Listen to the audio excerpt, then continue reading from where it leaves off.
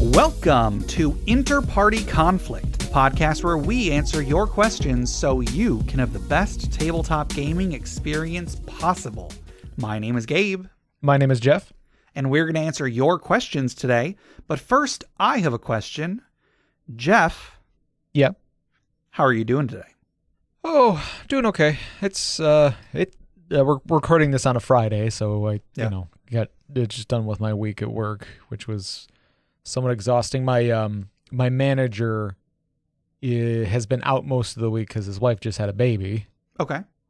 So it's just like when I feel like we've had a couple people call off at some point this week or something. I don't know. We've just been kind of short staffed and things are getting get a little hectic when the manager's not around. Sure. Because like there's a lot of stuff that has to go not necessarily through him, but through like the owners. But like he's our connection to the owners, so it's like sure. It's like there's a lot of things we kind of had to kind of figure out on our own, or try and get a hold of the owners, which they're hard to get a hold of no matter what. So I don't know. But beyond that, I got my sister coming into town this weekend with my nieces. They get to meet my dog for the first time, and I just spent the last hour making cookies for when they get here. Ooh. So. And listeners, I can vouch. Jeff's cookies are amazing. Yeah, they're pretty dope. If to toot my own horn, I like them a lot. So they're I mean, who doesn't like cookies? Come on. Yeah. But so what's going on, Gabe? How you doing? Oh boy. So listeners, hold on. I just want to take a little sidebar here and say, hopefully over the next 3 months or 3.5 months, whatever, before the show ends, hopefully not every episode or every other episode or whatever is going to be me complaining about my job. And it's not even really it's sort of a complaint. I'm not here to complain today. I'm here to just express my bafflement. Okay. So today, the day that we're recording this this on a Friday, they sent us home 20 minutes into the shift. Apparently, there is some sort of, not to get into specifics about my job, but there's some part that we need that they are running low on, as they've been running low on lots of parts forever, which makes it so confusing as to why they announced that critical status thing, which is supposed to take effect next week. So they're out of a part. So they sent us home. They gave us the option. We could either stay and clean or go home. I, of course, chose to go home. And apparently the people that did stay to clean, they sent them home after 2 hours. But I got word from one of my coworkers, one of my work friends, sent me a message saying that there is strong evidence that they may lay us off for a week because of this part. Apparently with a lot of the parts, we can still go on with production without those parts, and they'll just put the parts in when we get them. Right. With this particular part, apparently the manufacturer of that part told them, hey, if you do that and something goes wrong, it's not covered anymore. We're not covering it under, our agreement or whatever. And so the people in charge were like, whoa, okay, hold up. Let's not put those parts in. So, we might not. No official word has been given, but it's possible. We'll see. It's so baffling because, again, in a week, we are supposed to be going into critical status, which is when they will most likely start making us work additional hours, potentially seven days a week until the end of the year. And I don't get it. Don't get it one bit. Well, here's my thought on it. Yeah. Well, one, it's like, the extended hours is happening a little bit later. And so maybe the idea is okay, once we get these parts in, then we'll be able to make up for lost time. Yeah. And then also it could be that because they know there are going to be times here and there where they're going to be out of parts and they can't be functional all the time, they just want to make sure everybody's available. Sure. And by available, they mean forced to be available. Yeah, of course. So you are all scheduled 7 days a week so that no matter when they get the parts, they can get you to be working all that day. Yeah. They want to make sure that they have full staff ready to go when the parts come up. So they're just making you be scheduled for every single day. Sure. These This is why unions are important, and I know Yep. I know you're part of a union, but it doesn't always, it's not always going to help, but it is still important. Yeah. So anyway, I'm waiting to see what happens. Listeners, unfortunately, this isn't going to be affecting this isn't going to be affecting the podcast in any positive way, even if we are laid off for another week. Doesn't mean that anything is going to change, except that now I have to go a week wondering what I'm supposed to be doing with my time. Right. So anyway, in lighter news, we will be in a couple days. We're going to be recording our final Roll20 game for our Patreon. Mm-hmm. And because this episode's going out after that, Jeff, let me tell you what I have planned. Oh, okay, cool. Yeah. So the party is in a town of one of the towns that we created during the making of the world. Is this town where the town is called Welcome. Everybody is welcome. You're not allowed to be aggressive against anybody while you're there. It's basically just a big community run by a goddess who, there's food for everybody. There is, there's work to be done, but it's all reasonable work, and everybody pitches in order to, get by and everything. They just killed the deity, or an avatar of a deity at least, because there was another god who was couldn't go into the town, because if he went into the town, he couldn't be aggressive. So instead, he just parked like an army outside the town and stopped anybody coming and going. So the party went and they fought him last time, defeated him. And then we were going to, before I got the news about my job, we were going to be going on to, with the goddess's help that they just aided this goddess. So she was going to help them go do this other thing. Instead, I talked to the patrons, and we decided, rather than start another bit of the overarching plot, we're just kind of going to leave it on a high note. And I am still going to run a game this coming Sunday, but it's going to be a bit more lighthearted. It's not going to be, anything crucial to the plot. It's basically going to be like, let's just goof around as our characters, So the idea that I had, and I had a basic idea for this, and then Stiltskin Koopo 84, one of my coworkers, recommended another idea that was very similar, and so I'm incorporating part of that into this. So the idea, I have a few little fun things I want planned, but the main thing is the party, they get up one day and everybody in town is like putting on war paint. They're like strapping on armor or something. They're like getting ready for something big. And it turns out it's pizza day. What? But when they make pizza in this town, they make one gigantic pizza. Uh-huh. And so everybody has to settle what toppings are going to be on that pizza. And so there's going to be factions that rise up and then compete so that the winning factions' toppings get to be on the pizza. Uh-huh. Everybody wants to fight against the pineapple group. Nobody wants the pineapple group to win. Put me in the pineapple group. So I've come up with like some various like contests and games and such that they can play in order to determine who wins the toppings.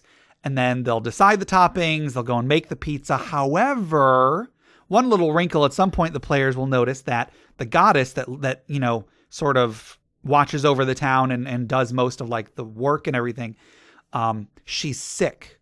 When they killed the deity last time, it had sort of like ripple effects to the other gods. And one of the, it's nothing major, but for the time being, she's sick. She's not really taking part in anything. What they don't realize, at least not until later in the adventure, is that one of the side effects of that sickness is that the ban on like combat, the ban on violence in town is temporarily lifted. Ooh. And that's going to be important because when the giant pizza gets made, something goes horribly wrong. Uh-huh. Do you see where this is going, Jeff? I think so.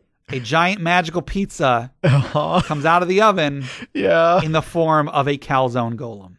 Oh no, not the calzone golems. So after all of the competition is over, a group of heroic warriors will have to rise up and fight this abomination of crust and cheese and tomato sauce.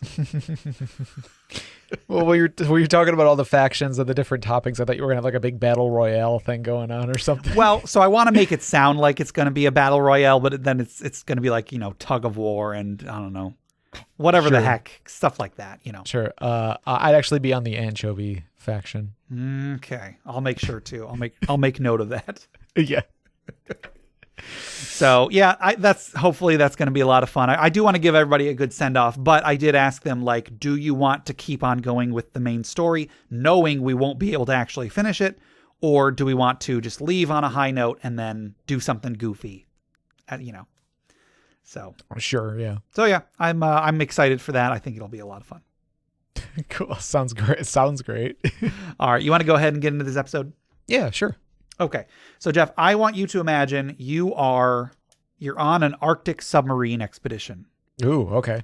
And they've got an apparatus of Qualish for you to pilot around. It's like attached to the boat, and they'll like drop it off the boat so that you can explore underwater.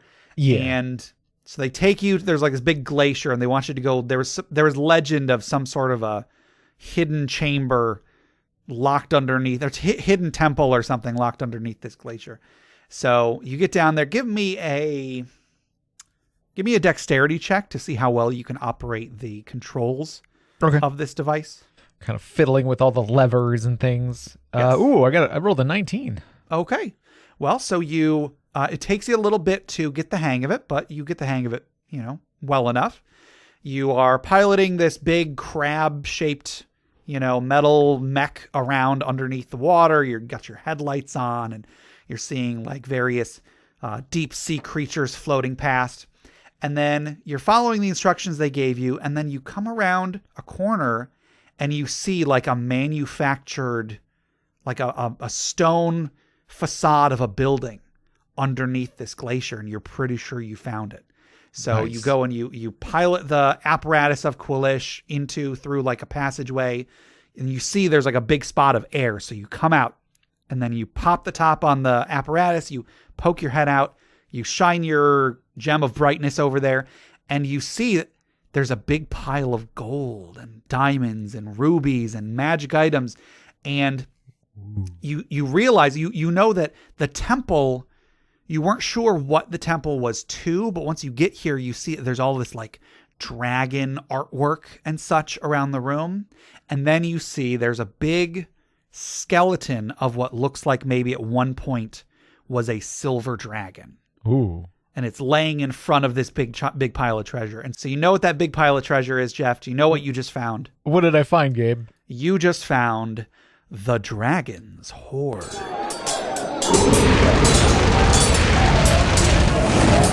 Today's magic item was submitted by Dustin via Discord. And this one is Blubber Balm. Are you tired of being a land animal? Does the lure of the Arctic sing to you?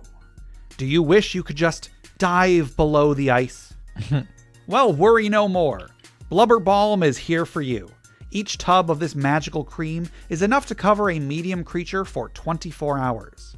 Simply apply the balm to the skin, making sure to cover the entire surface. Within moments, the magic will take effect, granting the user resistance to cold and the ability to hold their breath for an hour at a time. So remember the jingle.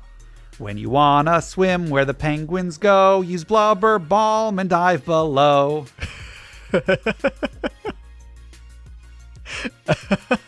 Very there you good. I go. love it.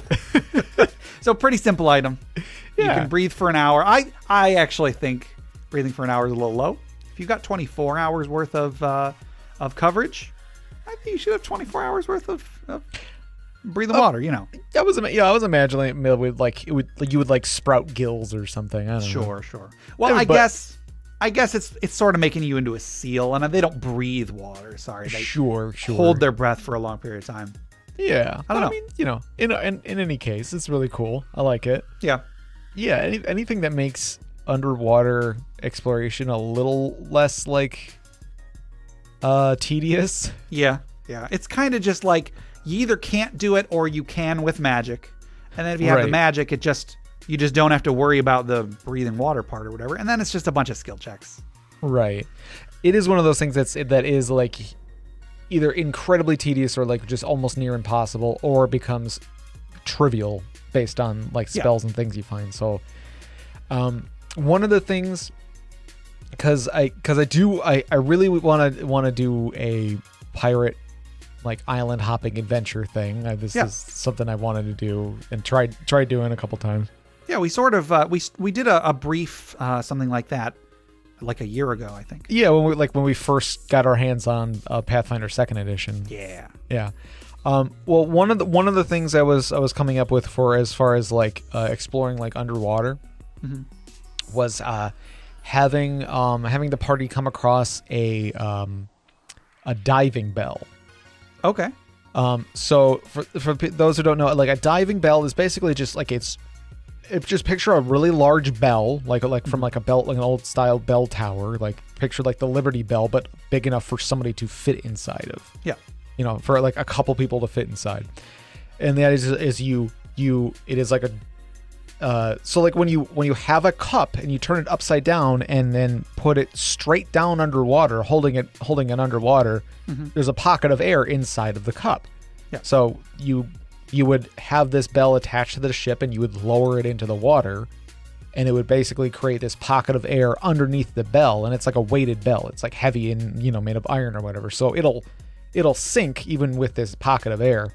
Yeah. But the idea is like you have a diver go down with the bell and then they get this pocket of air that they can breathe in for a little while. Like it's not, you know, unlimited air obviously, but it's enough to like, you know, give you a little bit of respite deep underwater so that you can be like, you know, you don't have to dive all the way down every time you want to take a breath. You would bring this pocket of air with you. And then, you know, there would also be a way to like signal to the ship or whatever. You'd be able to like tug on the rope or chain or whatever, and they would be able to bring you back up. So like I thought that'd be a cool tool to have like added on to the player's ship as they go on their, you know, island hopping adventure, so that like if they want to look for like shipwrecks or something like that, like if they find clues of a shipwreck off the coast of whatever island, they can go and check it out and see if there's like treasure or clues or something. So yeah, like things like that like make it a lot easier to do underwater exploration, but doesn't trivialize it so much that it is basically just any old. It's like any other exploration, you know. Sure. But I do really like things like this where it's like a consumable is a really cool thing. Like consumables are, you know, we've talked about consumables where it's that thing of like you're gonna want to save it just in case of a good time to use it. But really, you should just use them, because like, what's the fun in never using a thing? Exactly. Yeah, I just think that underwater is an underused environment in D&D, and not only that, but like Arctic water. I think I've never played a game that has taken place in underwater in the Arctic ever. Right. Yeah. So yeah, you have to have that added extra protection of the cold. Yeah. I've never read Rime of the Frost Maiden. Maybe there's some underwater stuff in there. But even if there is, I think that there should be more. Yeah, no, it's like, that's fun. It's cool. Yeah. So as far as this item goes, I would say that maybe there should be like an upgraded version that does just give you gills for the 24 hours. Right. Yeah. You could have like SPF, but the F would be fish. SPF 24. Sea protection fish. Sea protection : fish. Yeah. Okay. I don't know. It's a simple item, but I thought it was fun, and I thought that the jingle would be fun as well. So. It's a nice touch. I like it. Yeah. So anyway, I think that's all I have to say for this one. Yeah. That's from Dustin? That's from Dustin, yeah. Oh, thanks, Dustin. So yeah, that was from Dustin via Discord, and that was Blubber Balm. Thank you, Dustin. Jeff, if anybody else wanted to submit magic items for the Dragon's Horde, or questions for our main segment, or stories for the funeral pyre or retirement village or whatever in the last segment, how would they get those to us? They can send us an email at interpartyconflict@gmail.com or join us on our Interparty Discord at bit.ly/interpartydiscord. That's correct. And before we go any further, we have a giveaway to give away today. Woo! We are giving away a copy of the Witch class from Seawood Scribe. I should probably specify his name on DM's Guild is Nathan Hurd, Heard. I tried looking up this one and his ghost class on DM's Guild. And I was like, why aren't they on here? It's not showing up under See What Scribe. It's under his real name, Nathan Hurd. So yeah, he's got the Witch class, which was part of Strahd's Manual of Shadow, which we gave away to just a few people last year. So we're giving away a copy of that supplement. It's got a full class, it's got subclasses, it's got spells, lots of stuff for anyone who wants to make a Witch class in 5th edition D&D. So, Jeff, who is the winner of this great little supplement today? Today's winner is Elliot M. Whoa, winner! Yes, congratulations, Elliot M. You should be getting that in your email pretty soon. Be sure to leave Nathan Hurd a review on this product, because Nathan, See What Scribe, makes great stuff, and the more reviews he gets, the more he can know to work on stuff in the future, and also the more attention he'll get on DM's Guild and so on. So please just be sure to leave a review for this product, and thank you for entering, and thank you, Nathan, for making this giveaway for us. If anyone else wants to see this kind of stuff that See What Scribe makes, like I said, he has a ghost class, again, which is under the name Nathan Hurd. I'll put a link in the show notes. It was in the link. It was in the show notes for last week, I think. But it's got a great little ghost class on there, and that one's free. So you can go and download that right now, see what you think. If you like it, you can enter this drawing. So, Jeff, if anybody wanted to enter this drawing and win a free copy of the Witch class, how would they enter? They can enter by sending us an email at interpartyconflict@gmail.com with Hocus Pocus in the subject line. That's correct. And then a quick reminder, if you write us a review and send a picture of it to us at interpartyconflict@gmail.com, you can be entered into a drawing for a leather box that looks like a leather book that we're going to be doing the drawing for on October 12th. And then also a leather book cover that's going to be, the drawing is going to be on November 9th. Both of those from Maumee River Leather. So enter that drawing and check out that website and buy some leather goods because they're awesome. Cool. Hey everyone, Gabe here. In place of our Patreon commercial, I just wanted to record a little bit of information so that everybody knows how we're going to be dealing with the Patreon moving forward. Now, as we mentioned, although I had planned on keeping up with bonus episodes and online games until the end of the podcast at the end of this year, recent changes to my work schedule have made that impossible. As such, the top 2 tiers of the Patreon and their associated rewards will be ending on August 29th, just a few days from this episode's release. If you are currently in one of the top 2 tiers, I recommend changing your pledge down to the $1 tier, more on that in a moment, before the 29th, unless you intend to voluntarily remain at a higher tier for the time being, which won't get you anything extra, but of course will be appreciated. If you currently have any rewards that are not yet redeemed, such as having us record a custom message or a 10-minute discussion, etc., we will honor those even after the tiers have ended, but you'll need to reach out for us to that to make sure that it gets done. As for the $1 tier, I plan on making all of our Patreon content available at that tier. All of the bonus episodes, all the patron updates, etc. I also will continue to put out outtakes until the end of the year, and we already have an October bonus episode that we've already recorded, which will also be released on the $1 tier sometime next month. Once the podcast officially ends, I plan on keeping the $1 tier available for the foreseeable future. It's my intention to keep all 5 years worth of episodes hosted on SoundCloud for as long as I can. So anyone who feels like giving us a few dollars a year would go a long way to help with hosting fees. Although I don't expect many people to do so, I am leaving the option there just in case. I may at some point in the future put updates or additional projects on the Patreon, but I hope anyone who does choose to continue to donate understands that I won't be promising any additional content after January. So again, just a reminder, if you're hearing this and you don't wish to keep supporting us at a higher tier, go reduce your tier. And of course, if you choose to cancel it altogether, no worries. Thanks for your support thus far. Please contact us if you have any unredeemed patron rewards, and most importantly, thank you to everyone who supported us over the years.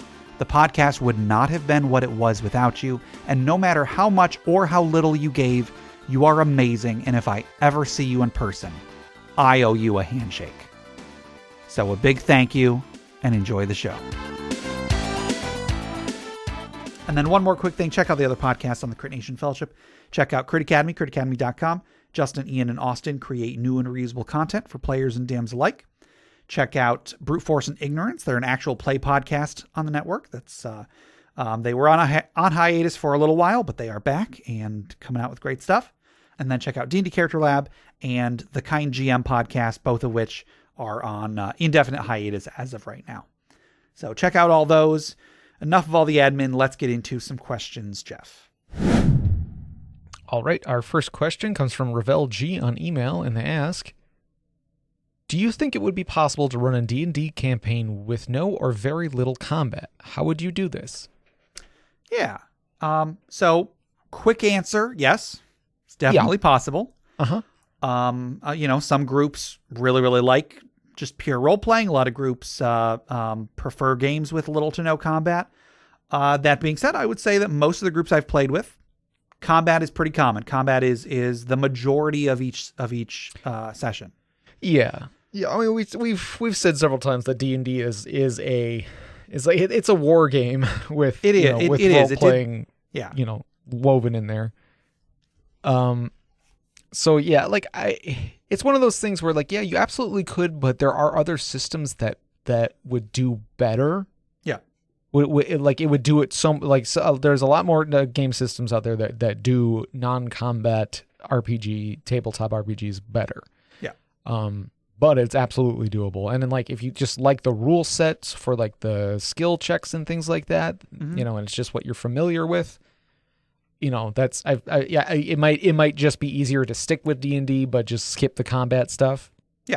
But then you're also kind of skipping like the majority of what a character sheet has, Correct. Yeah. Like cuz a lot of what you're building in a character is the combat. There is like, abilities for combat. Like there are plenty of non-combat abilities that a character has, but like most of your sheet is devoted to, fighting.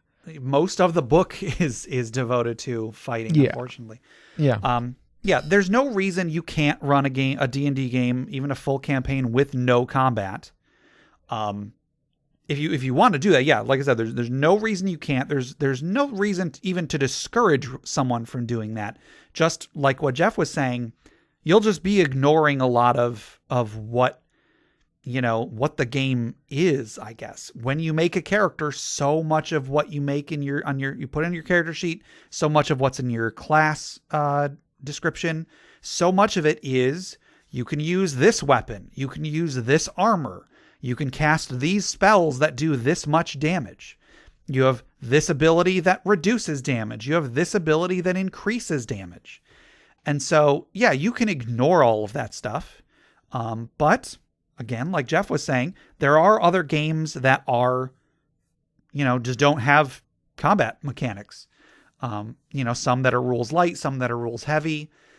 I would say the only time I would discourage someone from trying to run a D&D campaign with little to no combat is really just when they try to make up for the lack of depth in the non-combat rules by coming up with other rules. So like in D&D, there aren't really rules for, at least not in the books, there aren't really rules for like a negotiation or, I don't know, like I'm beyond just like a simple skill check.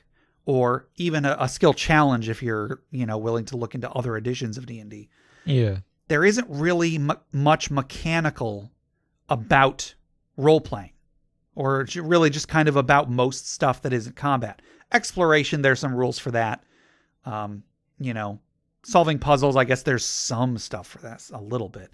But if you're the kind of person where you're like, okay, I want there to be rules for like a social combat or something.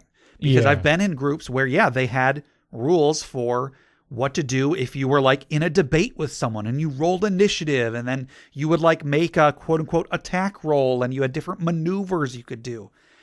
And that's cool and all, but like that's not D&D. That's you're either taking stuff from a different game, in which case it's like, well, maybe try just playing that game. It's probably better suited for that. Or you're just coming up with stuff on your own, and that's fine. You can do that. But again, I'm just curious as to why you are playing D&D. If what you want is something that D&D spends a very, very small percentage of its page count on. You know, it's a game that a lot of us are familiar with. It's the most popular game out there. I as far as I know, it's the one that most people are familiar with. It definitely has the name recognition. Right. Older people probably aren't going to know Pathfinder, but they're going to know D&D. They're going to know what they're going to know what Dungeons and Dragons is a thing. Maybe they don't know exactly what it is. So I can understand a lot of people wanting to just use the game that they're familiar with.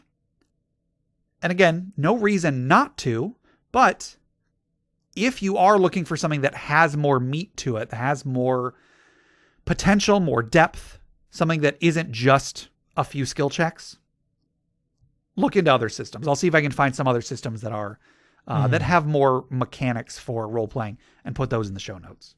Yeah. If I were going to run a campaign that had little to no combat, I would still want to make use of a lot of the stuff that characters are going to have. I don't think I would use D&D for a campaign that was just like political intrigue. Maybe. There would have to definitely be some like assassinations and, coups and so on in order to really necessitate D&D. But like something that was, if there was like an exploration campaign, a mainly exploration campaign, I think would be a lot of fun and could definitely make good use of the D&D rule set. A lot of it anyway. I don't know. It's harder than you would think to come up with like what type of a campaign you could run using D&D that doesn't have combat or has very little combat. Yeah. I mean, like, depends on how little you're talking. Cause like, like if you're not going for full blown, several round with several different enemies combats, like you can have like little spats here and there. Like you have one round between two people, it's like, okay. And then whoever did the more damage within that round won the little scuffle. Sure. And it's like, if negotiations go so poorly that there comes to some blows, it's not like, okay, everybody in the room chooses sides and it's a brawl. It's more just like, okay, the two people like draw their swords and like take a slash at each other. And it's like, ooh, okay, all right. You win. I'm good. Yeah. So you can play more, there's still combat, but people don't like all gang up on each other and fight to the death. It's more just like, okay, these two people are fighting. All right, that guy got hit pretty bad, so I think he's gonna go, run home with his, tail between his legs, kind of thing. Sure. I guess here's something you just made me think of. If you are running a campaign that has little to no combat, is mostly role playing, leveling up is going to be kind of superfluous. You're probably going to want to let the players level up just because, they've been playing for X number of sessions. They should have some sort of progression, right? Sure. But if you aren't doing combat, leveling up really isn't going to do anything except make what little combat there is more of the game. Because at higher levels, it's not like more combats are over in 1 or 2 rounds. At higher levels, you're fighting bigger things. You're fighting bigger groups of things. You're fighting things with more complex abilities. And so most of what you're getting at when you level up in D&D is more hit points. You're getting more spells that deal damage. Yes, you're getting increases to your skills, and you can use those for non-combat things. But again, really just what D&D is meant to do is combat. And so leveling up really exacerbates that. So if you had like a 10th level party, so much more of your character is going to necessitate combat than when you were first level. At the very least, you'll be just as capable outside of combat as you were at first level. Right. Because so much about role playing isn't stat based. Yes, there are skill checks, but I don't know, because of bounded accuracy and stuff, I feel like you are going to have a similar chance of success at higher levels as you did at lower levels in any given skill check. And so I really don't see what leveling up would give you other than just a feeling of progression. Right. Yeah. I mean, you can run a campaign where the progression is not mechanical. The progression is, now your character has a title. Now your character has servants and such, and that's cool. But again, that's not D&D. Like, that's not incorporating any of the D&D rule set into that. So at that point, you might as well be playing some other game that does use out of combat mechanics more. Right, yeah, because the more you take away from D&D and add new stuff, the less it becomes D&D, which we've talked about, like house rules and stuff like that in the past. Right. And I mean, you can do that. I'm not going to tell. Sorry, some people will tell you you're doing it wrong. I'm not going to tell you you're playing D&D wrong.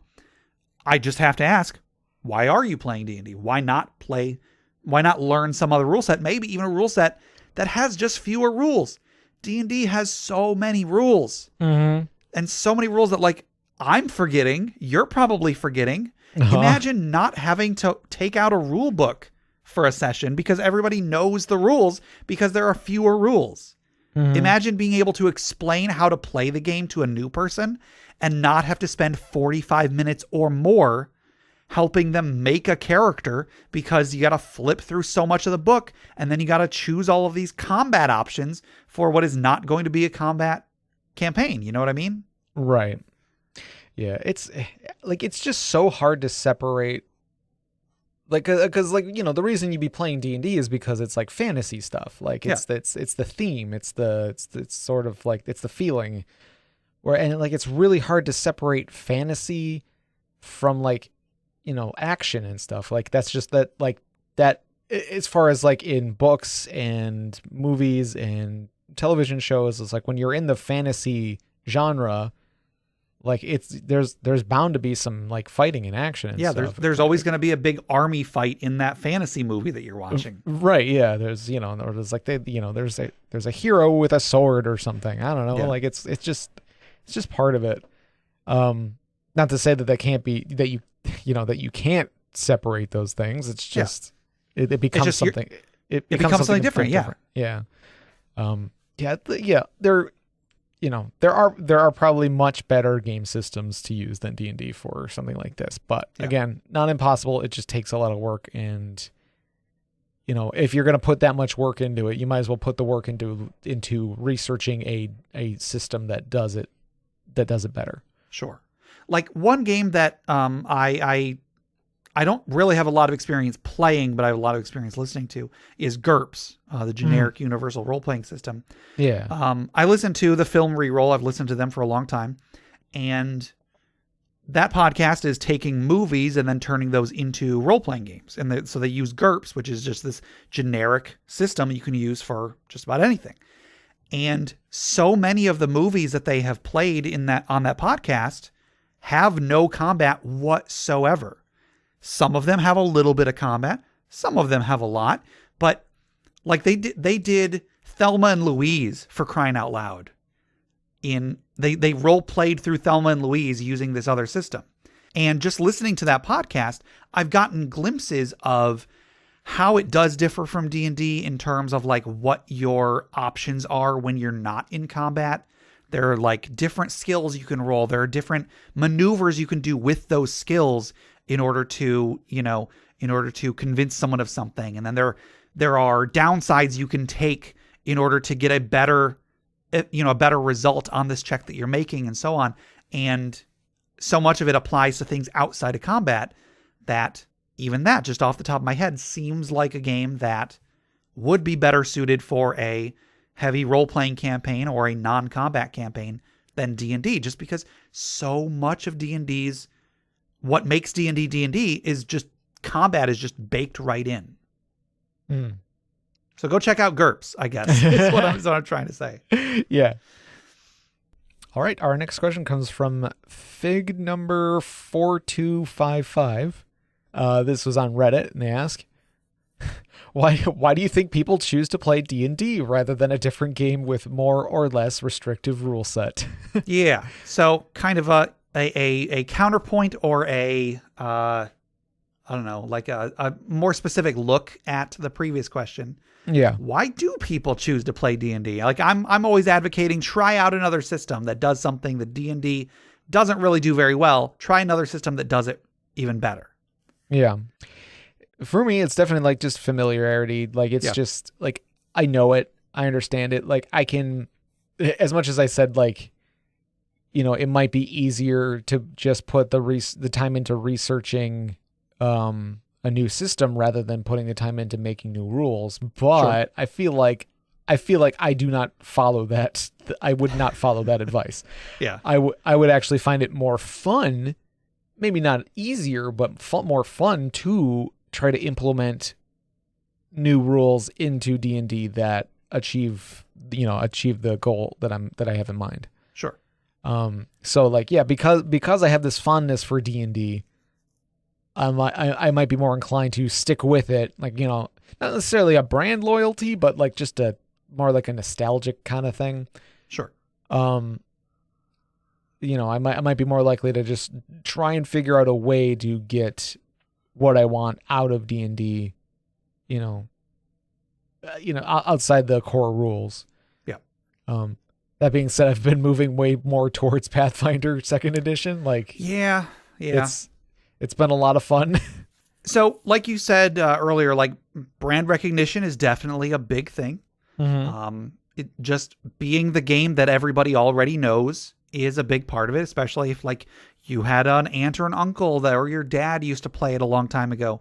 That can be enough to get you to want to play D&D, even if D&D might not be the exact experience that you find that you want. So the fact that so many people are already playing it is a big draw. Also, here's a benefit of a lot of people playing the game is that there's support. So like if you don't know how to do something, you can ask online and someone else has probably encountered that whatever situation you're in, they can tell you this is what my group did. This is how I think that should be adjudicated. You can even get in touch with the creators of the game, if you're lucky on Twitter or whatever, and get a rules clarification. It's getting fairly regular errata and additional content, additional books and such. So that's a big draw to the game. If you want a game that is going to be evolving in the whole community as you're playing it, that can be a big draw for D&D. Also, as far as how complex the game is, I would actually say 5th edition D&D specifically is kind of in a little sweet spot. Some games are too rules light that when I try to play them, I just don't know what I'm doing. I don't really do well in a game that is pure narration. I'm trying to get better at that. That's why I like running games like the Terrible RPG or whatever, because I want to get better at improvising and I want to get better at just being in a game that is entirely role-playing. So some games are just a little bit too rules light for me. But then also D&D 5th edition, again, 5th edition specifically, is less complex than, say, Pathfinder. Pathfinder is great. You can do so much great stuff in Pathfinder, but there's more stuff you got to know in order to make full use of your character. 5th edition D&D is, it's still on the upper side of complexity, but I think that it at least looks welcoming enough to someone who doesn't know the game at all. It looks less intimidating than a game like Pathfinder. Even it looks less intimidating than earlier editions of D&D. 3rd edition and 4th edition D&D look a lot more complex than 5th edition does. So that's one way they can kind of lure you in. There is a bit of complexity in there. So maybe you'll get in and realize, oh, this isn't what I thought it was, but it's easy to like lure people in with 5th edition D&D. Yeah. Also, I mean, it is so iconic and all of the artwork is so iconic. It's got so much history that people associate with fantasy that if you are going to be playing a fantasy game specifically, I feel like it's the natural choice to go with D&D. If you want something sci-fi, maybe there's like Star Wars RPG and so on and so on. If you want something that has a different setting than fantasy, then yeah, you could try out something else. But like if you just I want to do a Lord of the Rings style game, I want to do a Willow style game, I want to do a, maybe what Dragonlance is. Oh, Dragonlance, you can do that in D&D. So a lot of what people associate with fantasy, D&D has the patent on, I guess. Right. They've got that they've got your attention, and it's really easy to just lure people in with D&D. Mm-hmm. Same with the what we were saying earlier about, there's a lot more people who play D&D, so it's easier to get help on certain things. Like if you want to change it into a different game, somebody's basically probably already done that for you. You just go on the DM's Guild or whatever. Yeah, you're right with 5th edition. Like it is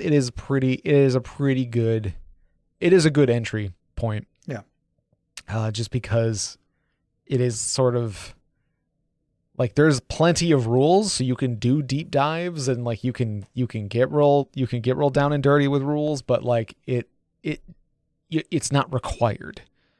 To get through a session, like you don't have to get too crazy with the rules. Like you can just go, you just got to know about rolling a D20. Sometimes you have advantage, sometimes you have a disadvantage, and that's basically it. Yeah, pretty much.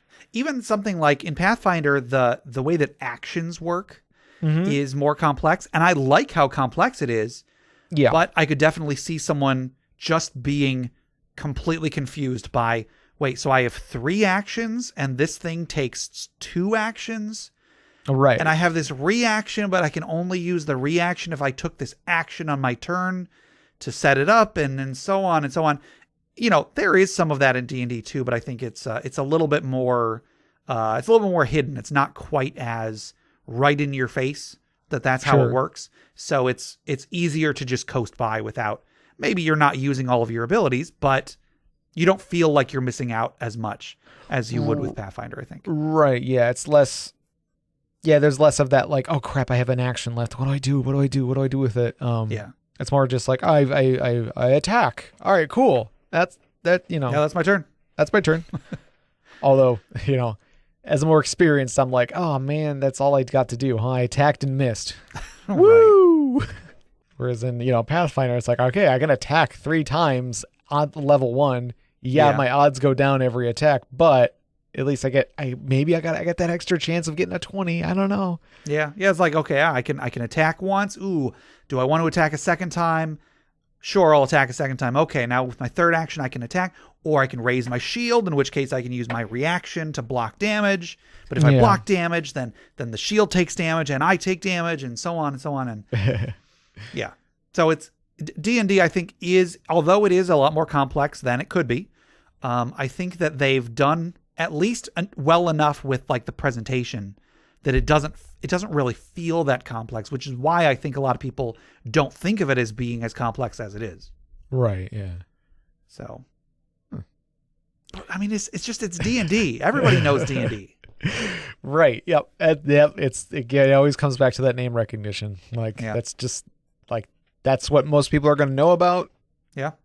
So that's what people like, even when like somebody who knows nothing about D&D more than likely has heard about D&D, and if they want to learn about D&D, they already know the name. Like they can Google Dungeons and Dragons, just plug that into YouTube and you've got thousands of introduction videos, you know.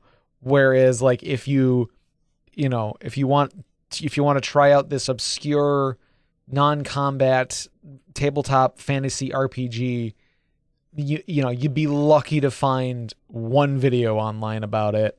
Right. And you find it and it's like the audio is terrible and you don't like the person who's talking about it, and they go on tangents about a bunch of other weird stuff. Like it's going on tangents. Who does that? I don't know. Just unprofessional hacks, Yeah.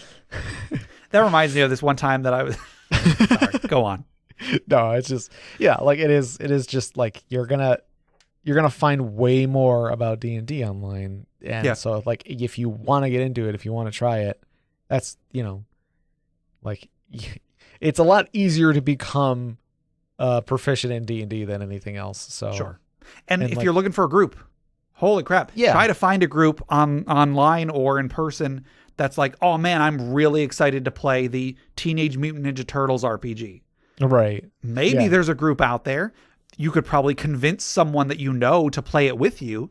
But if you're looking for a D&D group, you can find a group of people online or whatever that are like, oh yeah, I know the game already and I've got characters made, let's play. Whereas with, other more obscure RPGs, then it's like, well, do you know the game? No. Are you willing to learn? Yes. Okay, let's sit down. Let's learn how to do this. Let's, make characters and so on. So, right. Yeah. It's just it being the most popular game really is a benefit.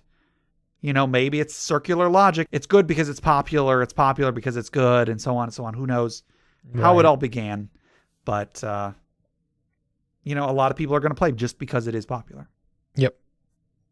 All right. Our next question comes from Zaurish9. I think that's what I'm reading. Yeah, sure. This is on Reddit, and they ask, are dungeons obsolete or no longer used in your game sessions? Why or why not? Yeah, so speaking of Dungeons and Dragons and things that make D&D, dungeons are in the freaking name. Right. But how often are you actually in a dungeon or anything that could be called a dungeon? Right, yeah. Yeah, I feel like it's less, it's not as common, like it's not as like assured that you're going to be going into a dungeon every session or you're going to be, in a dungeon every session. A lot of it takes place just, it's like, it could be like more political intrigue, sort of like you're spending time in a city or in a forest or jungle or something like that. Like there's plenty of locations to go to, but like, dungeons are sort of like the classic, like quintessential setting for an adventure. Yeah. I don't know, like I go into dungeons pretty regularly, I'd say. Yeah.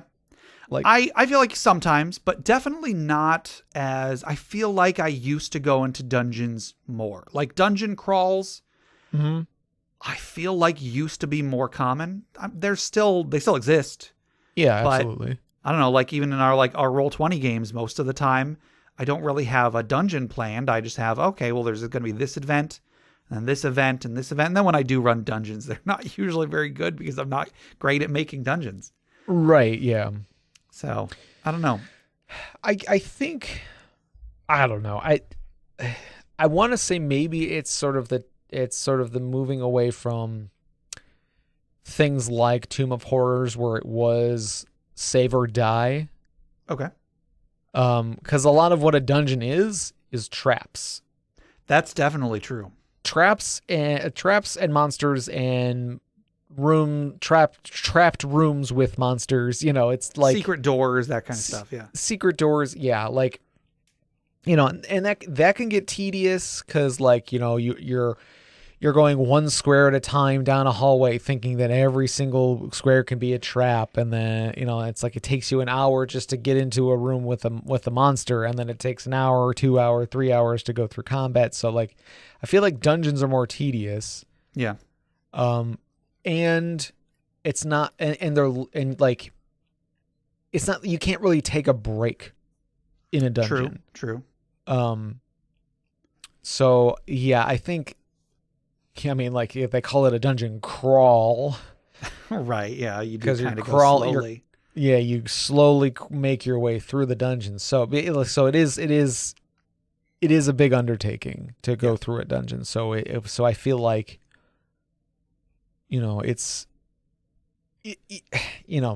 maybe instead of doing a campaign because you're not going to get a schedule, together to get people together once a week, sure, but you got a long weekend or everybody's got a week off or something. Let's run a dungeon. Yeah. But I think your typical campaigns now don't focus dungeons anymore. Like you might come across a dungeon or like a crypt, where it's more like half a dozen rooms at best. Right. With a few traps, a few secret doors, and then some treasure and a monster at the end or something. So when Zaurish9 submitted this question, they kind of said that they had noticed that like dungeons are really popular in games, in video games. Yeah. And that's definitely true. And I wonder if, so they were kind of asking like, is it possible that we don't use dungeons in D&D anymore because we use them in games and they work better in games? Because I really do think they work better in games. because in D&D, it's kind of boring to have the entire party being like, okay, we go into the next room. Everybody looks amongst each other. Okay, is there anything you're going to do? Anything you're going to do? Anything you're going to do? No? Okay, we go to the next room. Is there anything you're going to do? Anything you're going to do? Anything you're going to do? And so on. Whereas if you're just playing a single player game, you can take however long you want. You can go at your own pace. You can be as in-depth or as not in-depth as you want. And I do feel like it is easier to go through a dungeon by yourself rather than with a bunch of other players. Yeah. Like I'm not talking about like one PC going through a dungeon. I'm talking about one player going through a dungeon. Right. So Zaurish was kind of asking, like, is it possible that we don't use them in D&D because we use them better in games? Or is it something else? And that just kind of makes me wonder, like, are dungeons just kind of a relic of back before people really knew how best to use narrative games and social interactive games? Mm-hmm. Like, maybe they didn't really know at first how to use this medium. And so it's like, well, I mean, I guess, sure, let's all of us just go through like a crypt or something. And then maybe just over time, similar to how, I don't know, I feel like thieves used to be a much bigger thing in D&D, and they're not anymore, or not as much anymore, because now people understand if you're a thief and you steal from the party, you suck. Yeah. So I'm wondering if in a similar way, we've kind of moved away from dungeons because it doesn't quite fit the medium as well as everybody thought it did. Sure. I'm actually trying to wonder, like, where did dungeons come from? Like, did Gary Gygax like have a thing for dungeons, or was there like a book or something he was really into that got him into, like, I don't know. I'm sure there's probably some specific like book series or something that he was just super into that was like, yeah, I want this, because it didn't just start off as like a normal war game. Yeah, so it was a war game, and then I think Dave Arneson had the idea to, hey, what if instead of playing as armies, we play as individual people? Sure. And then they came up with adventures for these individual people to go on. I'll try to do some research actually and see if I can find where did dungeons come from. Yeah, well, what's the obsession with dungeons? At least in the idea of like a fantasy, like it's like, oh yeah, I'm a knight going through a dungeon to fight a dragon, I guess. Yeah. I don't know. And then kind of to tie this in with the previous two questions, like, or specifically the first question, I really feel like dungeons are a relic of the time when it was just a combat game. Yeah. Because there's usually relatively little role playing to be done in a dungeon. Right. There might be like an NPC or a big bad that you can talk to, but most of the time it's just combat. Because I was thinking, like, board games have dungeons all the time. Like, there was a TSR made board game that was one of the first fantasy things that I ever played, and it was called Dungeon. And it was just a bunch of rooms. Each room had a monster in it, and you just went from room to room fighting monsters to get enough treasure to win the game. Yeah. And like, that is what I feel like a lot of D&D was back in the day. I didn't play back then, but the impression I've gotten is that was not uncommon. Yeah. Shoot, we should have led with this question. This is a meaty question. Yeah, that's true. Yeah, I'm like, not to say that I don't enjoy dungeons. I love dungeons. I love a good dungeon crawl. I also love a good dungeon. When you said crypt, that made me realize I don't know when the last time I went through a crypt was. I want to go through another crypt. Yeah, great. Yeah, like, that's like, dungeons are fun. Like, and because, like, I don't know, because I feel like a good dungeon is just like one big puzzle. Yeah. And there's going to be tests of strength for combat, and like, or test of wits for traps or something. I don't know, but like, dungeons are great. I love dungeons. A good well designed dungeon is a lot of fun. 100%. But it is sort of like, it's not really the game as much anymore. Like. Yeah, I don't know.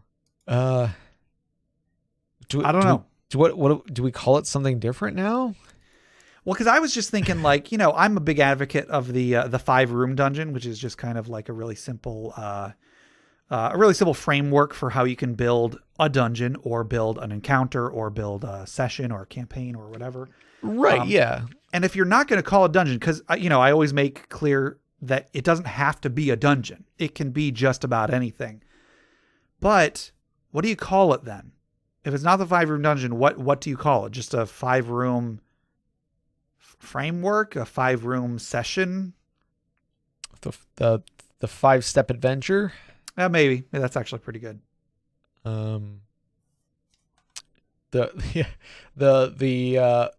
5-step program to or like the I don't know, like 5 steps to becoming a hero or something. I don't know.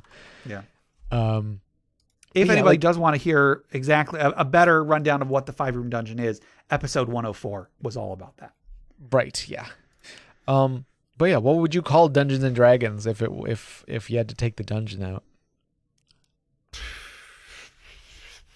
I mean, sword and sorcery is already taken. I guess as the genre rather than the game. Dragon Dice is already taken. Dragon Dice is already taken. It is also a good game, but completely different. Right. Yeah, I don't know. I don't know. I feel like we should revisit this question at some point because like now I want to think about that, but I did not quite think about how thought-provoking this question was going to be when I got this episode together. Right. Yeah. Yeah. But yeah, that's like, I don't think dungeons are obsolete. Yeah. I don't either, but I do now that I really think about it. There aren't as many of them. Right. Yeah. Like there's so much more to the game that I feel like it's sort of in the same way where it's like running a campaign with no combat. If you're running a campaign that is just a dungeon, you're leaving out a good chunk of the game. Sure. Yeah. Like when you go into a dungeon, you leave behind a good I don't know, maybe third of the game at most, I'd say. Yeah. Something like that, yeah. But, that's still a good chunk of the game. Yeah. Like I'm sure there are players who, when it's a no combat session, they go ugh. But then I'm sure there are plenty of players that when it's a dungeon delving session, they're like ugh. Yeah. So I've been in that mood before. I'll own up to that. Sure. Yeah. I mean, yeah. That's like it's there comes a time when you just want to kick down some doors and disarm traps and kill monsters, and sure, there's times when you just want to get some good role play in. Yeah. I don't know. Hey, listeners, let us know what if you think the dungeons are as common or obsolete. Right. If dungeons are as common as they used to be. I mean, I don't know. Yeah. Let us know if you think dungeons are obsolete, and if you think so, what would you call the game? What would you rename Dungeons and Dragons? That should be a social media question this week. It's not. It's something similar, but okay. I don't know. Yeah. Yeah, a little bonus social media question. What would you call D&D if there weren't dungeons? Right. All right. I think that'll do it for our regular questions for today. We do still have our social media questions. Our last social media question was, have you ever heard or told any in-universe ghost stories? So yeah, you had reminded me that it was like a children's story. Yes. It was like a children's cautionary tale kind of thing. But yeah, I found that. Oh yeah. Did you send it to me? I think I sent you a link to it. I think so. I had an idea when we were recording that episode. I said like, ooh, that gave me an idea for our Halloween, our regular Halloween episode. And then I promptly forgot what that idea was. Listening back now, I think the idea was like we could come up with some D&D horror story, like D&D ghost stories. Okay. I don't know if that's what we're going to do or not, so the listeners don't get too excited, but maybe if so, I'll bring that one in. And I don't think I have the talent for coming up with ghost stories. But sure. I'll see if I can come up with some. We'll workshop some stuff. Yeah, we'll figure it out. But yeah. So I wrote a campfire story for you to read in a future session, but unfortunately we didn't end up getting to that session. And then other than that, I can't really think of any that I've encountered in a game. So I don't know. I don't think many of our listeners did either, because we didn't get any on Facebook, which is kind of surprising. Didn't get any on Reddit. We got a couple on Twitter. Med School Dad, which is Dustin, says, when playing my Master of the Mask rogue in 3.5, I had a different personality for each mask. It became untenable to properly play that many people, so I had one personality kill off the rest identity style and take over. He became a shadow assassin and gained a shadow minion. The other players knew about this, but their characters did not. We also happened to be in a haunted dungeon. Man, I want to play in a haunted dungeon. Not just a dungeon, not just a haunted whatever, a haunted dungeon. Anyway. Like a haunted crypt. Yes. So our archer saw a shadow hover around my sleeping body and slide in. She freaked out, woke the party. The party awoke to her holding me at bow point, babbling about ghosts. I had to convince her that the dungeon was playing tricks on her eyes and that everyone was fine. She was super jumpy after that. Eventually I had to come clean, but for that time it was all just spooks. Spooks. So yeah, I think that can, that's a suitable ghost story of someone being, filled with a ghost and someone else in the party realizes it and nobody else believes them. Sure. The DM's council says, I created a bard in both 3.5 and 5th editions for this exact purpose. Based on either dice rolls or payment from the party, he would weave a tale to enthrall patrons. This was also a great avenue to drop story hooks or just have a good time. Some tales were retellings of classics with in-world references. Others were original creations of my own. And that's great. Yeah, if you want to take, the story that I came up with for whenever it does end up on the podcast at some point, is kind of inspired by like the Pied Piper, sort of, in a way. So like if you can take something that exists and then just kind of twist it around and fit it into the world, go for it. That's an awesome way to get out lore and plot hooks. Mm-hmm. And in our campaign, it was going to be because the party had basically a list of plot hooks, and this was one of them. It was a name on this list, and there was the name of like this character from a fairy tale. What's that on there for? With the player, the players or characters not realizing that fairy tale was based on a real spellcaster that is still out there somewhere. Yeah. So, yeah. And then we just got a couple of responses on Discord. Floofy Shoob says, no, but I suddenly want to make a character named Bob Ayaga. Pretty good. Wolfpack Nate says, can't say that I have, but this gives me some inspiration to put a few in my homebrew campaign if I ever get to run it. Stiltskin Koopo 84 says, yeah, it was a story about a ghost ship that we just happened to wake up to in the middle of that very same night's rest. So that's cool. So they heard the ghost story about this ship and then ran into the ship. Mm-hmm. Debrasor, probably in response to that, says, I like using the Pirates of the Caribbean style approach. And it's a 2-image picture of Captain Barbossa saying, you best start believing in ghost stories, Miss Turner. You're in one, as he turns into a skeleton. Right, yeah. And then the Beverage Tea says, kind of. In the trial run of Waterdeep 9.9, the squad was called out to the Copper Cup to meet a couple of concerned guests, a perturbed owner, and 3 ginger dwarf staff members who were absolutely terrified out of their wits about incorporeal whispers and the clinking of teacups. One of the staff swore up and down that it was her dead gran having tea and chastising her. 2 of the guests confirmed the whispers and witnessed a vase come crashing to the floor when no one else was around.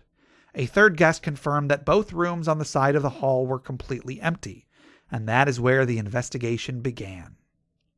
So yeah, a ghost story could be the lead into the adventure. They hear this ghost story, they go to investigate it. Yeah. So that was all the responses we got. Thank you everybody who wrote in. That was our last social media question. Our next social media question is, what is your favorite type of dungeon? So kind of going with that last question of, are dungeons obsolete? If they're not obsolete, what's your favorite one? Do you like a prison? Do you like a crypt? Do you like a haunted house? I'm definitely thinking crypt. Once you mentioned crypt, and I was like, oh, I want to play the crypt. That one might be my favorite one. I think I like temple ruins. Okay, that's a good one. Yeah, I feel like that's that's probably among my favorite. Sure. Like a good sunken temple, or it's like what I'm picturing is like a Mesoamerican pyramid. Sure. But like, just like covered in jungle trees and moss and stuff like that. Sure. When he said like ruined temple, like I immediately thought of in Dead by Daylight. There's like a temple stage.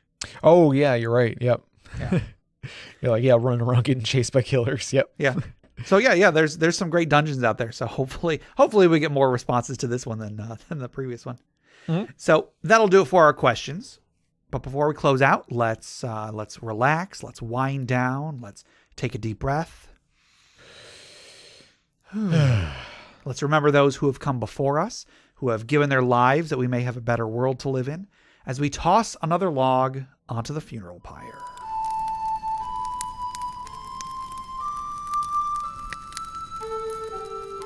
Today's funeral pyre was submitted by ATG is MLG on Reddit.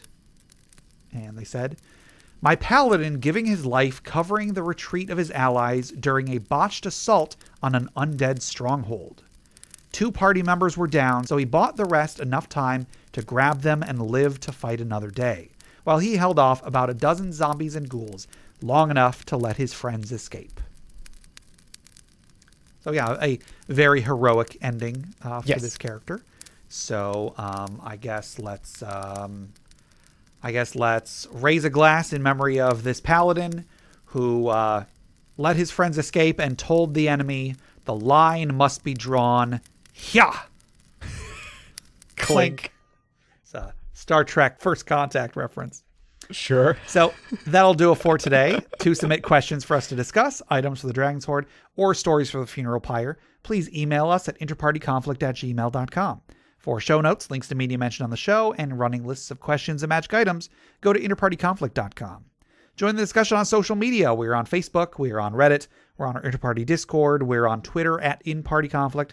Check those out for our weekly social media questions. Your answers might end up on the show. Find us on the podcatcher of your choice. We're on iTunes, Google Play Music, Stitcher, YouTube, Spotify, anywhere you download podcasts. Please rate, review, subscribe, or just tell a friend. If you want to support the show monetarily, we are getting rid of our top tiers on at the end of this month, but you can still donate just a little bit to help us with hosting fees. And if not, no worries. Everybody who has supported us gets a huge thank you from us because you guys are awesome. Yeah, thank you. Jeff, tell us about FriendQuest. FriendQuest is a YouTube channel where you can watch us play video games. There you go. Also head over to bit.ly/interpartyconflict. Again, I haven't quite updated that just yet, but if you go there, maybe there will be a questionnaire, maybe there will just be a thing saying thank you for listening, but you will get 2 free printable board games courtesy of the great people over at hollandspiel.com. And our music is made by Boxcat Games from Nameless the Hacker's RPG. So, Jeff, until next time. You can't take dungeons out of D&D. It would be like taking conflict out of this podcast. You take that back, Jeff.